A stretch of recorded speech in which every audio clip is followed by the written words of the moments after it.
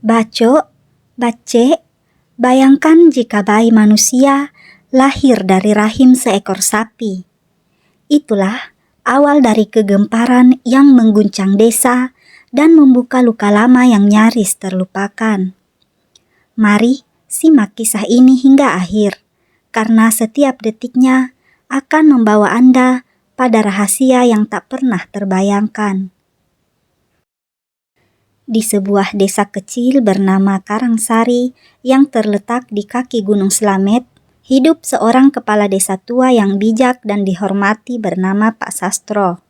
Ia telah menjabat sebagai kepala desa selama lebih dari 25 tahun. Meski usianya sudah melewati 70, Pak Sastro tetap aktif mengurus desa dan merawat kebun serta peternakannya sendiri. Di pekarangan belakang rumahnya yang luas, terdapat kandang-kandang sederhana yang ia bangun sendiri dari bambu dan kayu. Di sana, ia memelihara ayam, kambing, dan 3 ekor sapi. Salah satunya seekor sapi betina tua berwarna coklat kemerahan yang diberi nama Sri. Sapi itu sudah dipeliharanya sejak kecil dan sangat disayanginya. Sri bukanlah sapi biasa bagi Pak Sastro. Ia menganggapnya seperti keluarga sendiri. Setiap pagi sebelum ke balai desa, Pak Sastro akan menyapa Sri, memberinya makan rumput segar, dan sesekali membelai kepalanya sambil berbicara pelan seolah Sri mengerti. Sapi itu pun selalu merespon dengan lembut, menggerakkan ekornya atau mengeluarkan suara pelan. Banyak warga desa yang percaya bahwa Sri memiliki sesuatu yang istimewa. Konon, beberapa orang pernah melihat mata Sri berkaca-kaca ketika mendengar tangisan bayi. Dan ada pula yang mengatakan Sri pernah menolak makan selama 3 hari setelah Pak Sastro sakit keras. Suatu malam, ketika angin bertiup kencang dari arah barat dan langit tampak kelabu, desa Karangsari diselimuti suasana yang berbeda. Malam itu adalah malam Jumat Kliwon. Malam yang menurut kepercayaan masyarakat Jawa sering dikaitkan dengan hal-hal gaib dan kejadian di luar nalar. Warga desa sebagian besar memilih untuk berdiam di rumah, menutup jendela rapat-rapat dan membakar kemenyan di sudut ruangan sebagai penangkal bala. Di rumah Pak Sastro, suasana juga tenang. Ia duduk bersila di ruang tengah, melantunkan wirid dan doa-doa, sementara lampu minyak menyala redup di sudut ruangan. Tiba-tiba suara gaduh terdengar dari arah kandang. Bukan suara biasa, melainkan lenguhan keras bercampur suara kayu yang seperti patah. Pak Sastro terkejut dan segera berdiri, mengambil senter dan sarungnya lalu melangkah cepat menuju kandang. Begitu tiba di sana, ia melihat Sri terbaring, mengerang dengan tubuh gemetar. Matanya melotot dan perutnya tampak bergerak aneh seperti ada sesuatu yang mendorong keluar dari dalamnya. Pak Sastro langsung sadar bahwa Sri akan melahirkan. Namun yang membuatnya heran adalah bentuk gerakannya yang tidak seperti biasanya. Ia sudah pernah menyaksikan proses kelahiran anak sapi, tetapi ini terasa sangat berbeda. Ia segera memanggil Bu Marni, dukun beranak yang juga paham tentang persalinan hewan. Bu Marni datang tergopoh-gopoh dengan membawa tas kain berisi alat-alat sederhana. Begitu melihat kondisi Sri, wajahnya langsung berubah pucat. Ia menyuruh Pak Sastro menyiapkan air hangat dan kain bersih.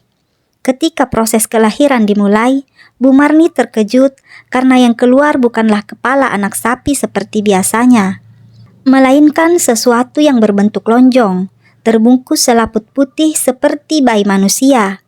Ia gemetar dan mundur beberapa langkah, sementara Sri mengerang semakin keras.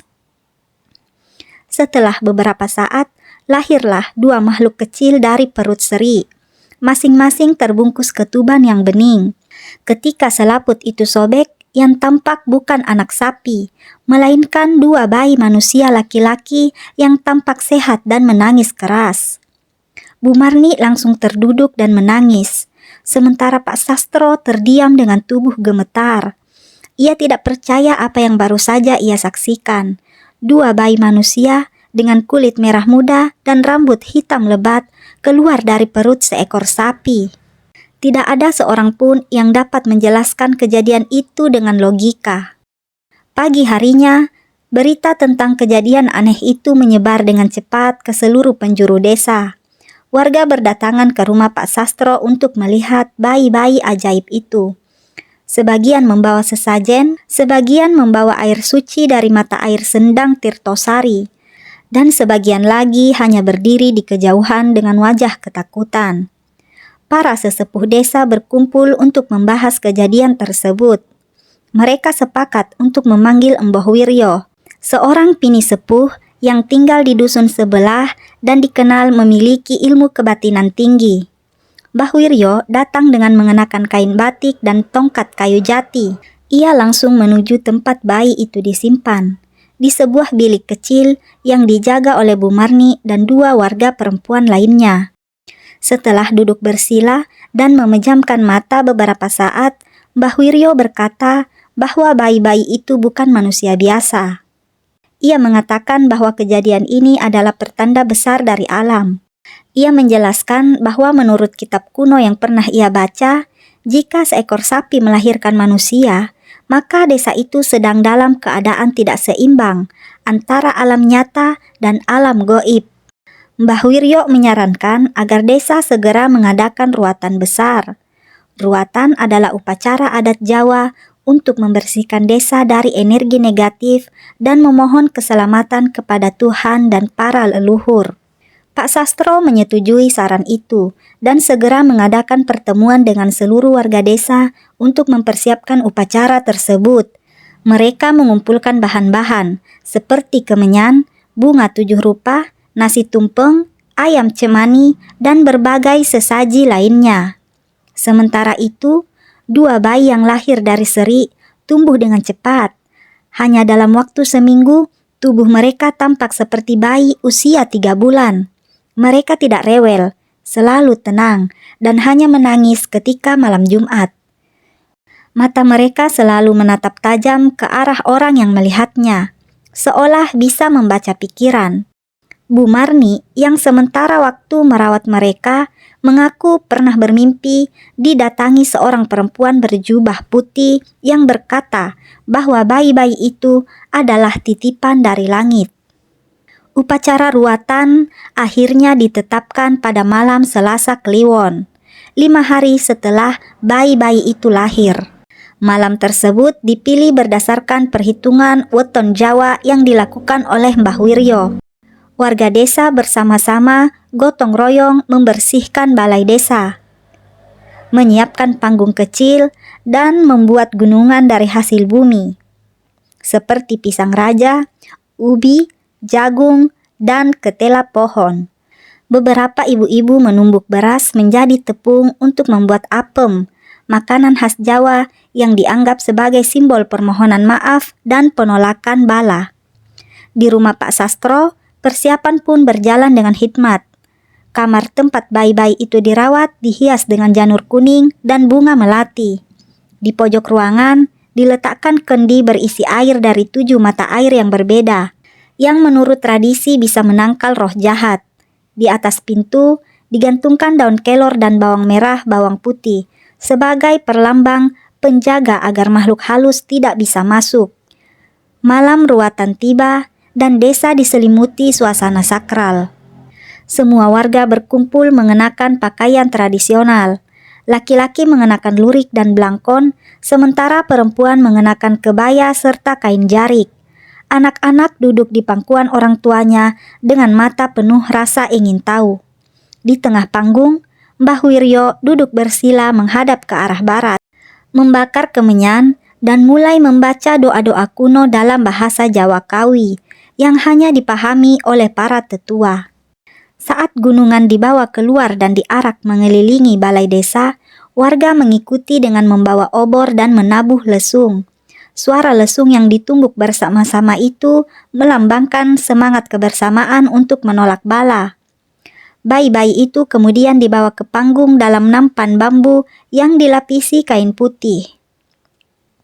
Warga yang melihat langsung menunduk, Sebagian menangis karena merasakan hawa berbeda dari tubuh bayi-bayi tersebut, seperti disentuh oleh cahaya matahari pagi. Setelah prosesi ruatan selesai, Mbah Wiryo mengumumkan kepada warga bahwa kedua bayi tersebut adalah titisan dari leluhur desa, utusan dari alam yang ingin mengingatkan manusia agar tidak melupakan keseimbangan hidup. Ia mengatakan bahwa kejadian ini tidak bisa dijelaskan oleh ilmu manusia biasa, tapi harus diterima dengan keikhlasan dan rasa hormat terhadap alam serta leluhur. Sejak malam itu, kehidupan di desa Karangsari berubah perlahan. Warga menjadi lebih rajin melakukan bersih desa, tradisi tahunan yang sebelumnya sering diabaikan. Mereka kembali menjaga sungai dan hutan kecil di sekitar desa, tidak lagi membuang sampah sembarangan, dan lebih sering berkumpul di langgar untuk mengaji dan berdiskusi tentang kehidupan. Anak-anak diajarkan kembali cerita wayang, tembang Macapat, dan nilai-nilai hidup dari tokoh-tokoh seperti Semar dan Punakawan. Sementara itu, bayi-bayi tersebut terus tumbuh dengan cepat dan menunjukkan keistimewaan. Mereka bisa duduk sebelum usia 2 bulan dan bisa mengucapkan kata-kata sederhana di usia 3 bulan. Setiap kali ada orang sakit yang datang dan memandangi mata mereka, orang itu akan merasa lebih tenang dan lekas sembuh. Bu Marni yang masih merawat mereka dengan penuh kasih, mengatakan bahwa bayi-bayi itu hanya makan air kelapa muda dan air bunga telon, tidak pernah menangis lapar seperti bayi lain. Suatu hari, salah satu bayi itu menunjuk ke arah sebuah batu besar di pinggir sungai dan berkata dalam bahasa Jawa halus, "Mbok, selamat nak Papa Niki, dereng reresik. Tolong selamatkan tempat ini, belum dibersihkan." Warga yang mendengar terkejut karena batu itu dikenal sebagai batu keramat peninggalan zaman Mataram. Sejak saat itu, batu tersebut diberi pagar bambu dan dijadikan tempat peristirahatan untuk peziarah. Beberapa paranormal dari kota datang ingin meneliti bayi-bayi tersebut, namun Pak Sastro menolak dengan halus. Ia tidak ingin anak-anak itu dijadikan tontonan atau objek percobaan. Baginya, kedua bayi itu adalah amanah besar dari Tuhan dan leluhur, dan harus dirawat dengan cinta, bukan dengan rasa ingin tahu yang berlebihan. Mbah Wiryo pun memberi pesan agar desa menjaga kelestarian adat dan budaya, sebab bayi-bayi itu adalah pengingat bahwa ketika manusia lupa akan asal-usul dan menghancurkan keseimbangan dengan alam, maka alam akan bicara dalam bentuk yang tak pernah diduga. Waktu berlalu dan kedua bayi yang diberi nama Jati dan Jembar itu tumbuh menjadi anak-anak yang ceria dan penuh kasih. Mereka suka duduk di bawah pohon beringin di alun-alun desa, mendengarkan kisah dari para sesepuh, dan sesekali ikut membantu orang tua menyapu jalan atau mengangkat air dari sumur. Kehadiran mereka seperti membawa ketenangan bagi desa. Setiap hari Jumat Legi, warga desa mengadakan kenduri kecil di rumah Pak Sastro. Mereka membawa tumpeng, kue tradisional, dan hasil panen sebagai bentuk syukur. Dalam acara itu, selalu dibacakan doa-doa untuk keselamatan desa dan anak-anak titisan langit itu. Warga juga menyanyikan tembang dolanan dan menari tayub secara sederhana sebagai simbol kebahagiaan. Suatu malam, Bu Marni bermimpi didatangi perempuan berselendang putih yang sama. Perempuan itu berkata, "Anakku telah kutitipkan pada manusia pilihan. Rawatlah ia hingga tiba waktunya kembali." Bu Marni terbangun dengan air mata di pipi. Ia tahu bahwa waktu Jati dan Jembar bersama manusia tidak akan selamanya. Beberapa bulan setelah ruatan besar dan perubahan yang terjadi di desa Karangsari, Pak Sastro mulai merasakan tubuhnya melemah perlahan. Tangan yang dulu kuat mencangkul ladang, kini gemetar hanya untuk menggenggam cangkir teh. Nafasnya pendek, jalannya pelan, dan suaranya makin lirih seperti desir angin yang melewati daun-daun kering. Meski begitu, ia tetap menolak beristirahat sepenuhnya. Setiap pagi ia masih menyapu halaman dengan sapu lidi, memberi makan ayam, dan menyapa tetangga yang lewat dengan senyum hangatnya. Namun pada suatu pagi yang dingin dan berkabut, ia memanggil Jati dan Jembar untuk duduk di samping dipan kayu jati, tempat ia sering berbaring. Di sana dengan suara serak yang nyaris tak terdengar, ia berkata, "Nak, hidup ini bukan hanya soal asal-muasal atau bentuk lahir, tapi tentang apa yang bisa kita tinggalkan untuk orang lain. Bukan soal siapa yang melihat kita, tapi siapa yang merasa kita hadir meski tak terlihat." Kedua anak itu diam mendengarkan, mata mereka berkaca-kaca. Jati menggenggam tangan Pak Sastro, sementara Jembar menunduk memeluk lututnya. Saat itulah Pak Sastro menghembuskan nafas terakhir. Senyum masih tergurat di wajahnya. Tidak ada rintihan, tidak ada tangisan. Hanya keheningan yang dalam, seolah seluruh alam turut berduka atas kepergiannya. Burung-burung diam, angin berhenti, dan sapi seri yang sudah semakin tua hanya menunduk di kandang dengan mata basah. Warga desa segera berkumpul dan menggelar tahlilan untuk menghormati Pak Sastro. Selama 7 malam berturut-turut, lantunan ayat-ayat suci terdengar dari surau desa. Di setiap akhir doa, disebut nama Pak Sastro sebagai orang bijak yang telah membawa perubahan besar di Karangsari. Jati dan Jembar duduk bersila di sudut ruangan, tidak pernah melewatkan satu malam pun. Mereka tidak pernah menangis, tetapi ada aura duka yang pekat mengelilingi mereka. Seperti kabut yang enggan pergi. Di malam ke-7, setelah semua tamu pulang dan lentera padam satu persatu, Jati dan Jembar berlutut di depan pusara Pak Sastro dan menaburkan bunga melati serta daun sirih, lalu membungkuk dalam diam. "Bapak sudah kembali ke asal," bisik Jati lirih. "Tinggal kita yang belum." Keesokan paginya, mereka berpamitan kepada Bu Marni dan para tetua desa dengan mengenakan baju lurik putih bersih dan membawa hanya kendi berisi air bunga. Mereka berjalan menuju arah timur laut, ke jalur pendakian Gunung Slamet yang hanya dikenal oleh warga tua. Mereka mengatakan ingin bertapa 7 hari 7 malam di puncak gunung, seperti leluhur dahulu kala.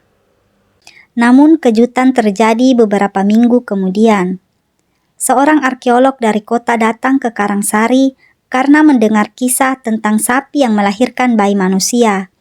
Ia awalnya datang dengan skeptis, mengira itu hanya cerita rakyat yang dilebih-lebihkan.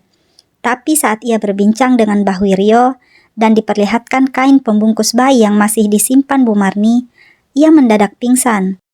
Setelah siuman, ia berkata bahwa motif kain itu sama persis dengan kain yang ditemukan di makam kuno Kerajaan Mataram, dan konon hanya digunakan oleh para abdi dalam yang memiliki darah langit, keturunan manusia pilihan yang menjadi penghubung antara bumi dan langit. Ia juga menunjukkan catatan kuno berbahasa Kawi dari abad ke-10 yang mencatat kelahiran 2 cahaya dari perut lembu suci, yang akan lahir kembali di masa mendatang untuk mengembalikan keseimbangan dunia. Arkeolog itu berkata bahwa apa yang terjadi di Karangsari bukan hanya legenda, tapi pengulangan sejarah yang terhubung dengan naskah leluhur yang nyaris punah. Warga Karangsari kini menjaga dengan ketat semua benda yang berkaitan dengan Jati dan Jembar.